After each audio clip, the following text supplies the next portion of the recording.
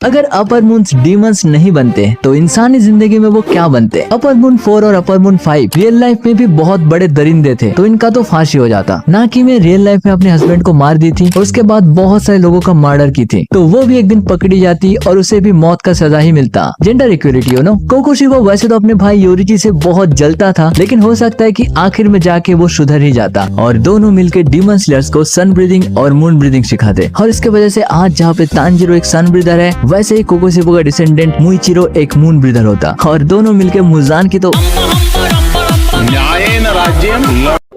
अकाजा अगर डीमन नहीं होता तो क्या लगता है? कोयुकी के साथ शादी, दहेज में डोजो। सैडली ऐसा नहीं होता, क्योंकि अकाजा का लाइफ को बर्बाद किया था डीमंस ने नहीं ह्यूमंस ने। तो यहाँ भी वही होता। अकाजा बदला लेने के लिए 60 मार्शल आर्टिस्ट को मार देता। सब कुछ हो जाने के बाद अकाजा खुद को कानून के हवाले कर देता, क्योंकि उसका जिंदा रहने का और कोई मकसद ही बचा नहीं होता। लेकिन एक और चीज भी हो सकता था, अगर वहाँ पे उसी वक्त मुजान के बदले उबुयाशिकी का पूर्वज आ जाता तो वो अकाजा को एक हाशिरा बनने का प्रस्ताव देता। लेकिन अकाजा का लाइफ तो ह्यूमंस ने ही बर्बाद किया है, तो वो डीमन स्लेयर क्यों बनना चाहेगा? सिर्फ और सिर्फ कोयुकी के लिए, इस दुनिया में कुछ अच्छा ही करने के लिए और अच्छे लोगों को बचाने के लिए शायद वो एक डीमन स्लेयर बनना चूज करता और डेफिनेटली उस जमाने का सबसे स्ट्रॉन्गेस्ट डीमन स्लेयर बनता। ग्यूतारो और डाकी का रियल लाइफ बहुत ज्यादा हॉरिफाइंग था और उनके जिंदगी भी इंसानों ने ही बर्बाद किया था। कभी कभी लगता है कि डीमंस तो बेकार में ही बदनाम है, तो अगर तो वो डीमन नहीं बनते तो ग्यूतारो ब्लड लॉस की वजह से मारा जाता। रही बात डाकी की, वो आधा जल गई थी, शायद वो जिंदा बच जाती, लेकिन वो जिंदगी भर ह्यूमन से नफरत करती। क्या तुमने नोटिस किया है कि एक बंदे को मैंने अब तक छुपा के रखा था, वो है डोमा।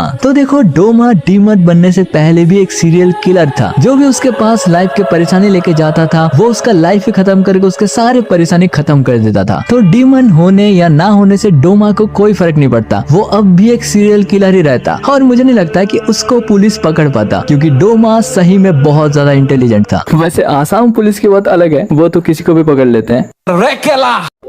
और रही बात मुजान की, तो वो रियल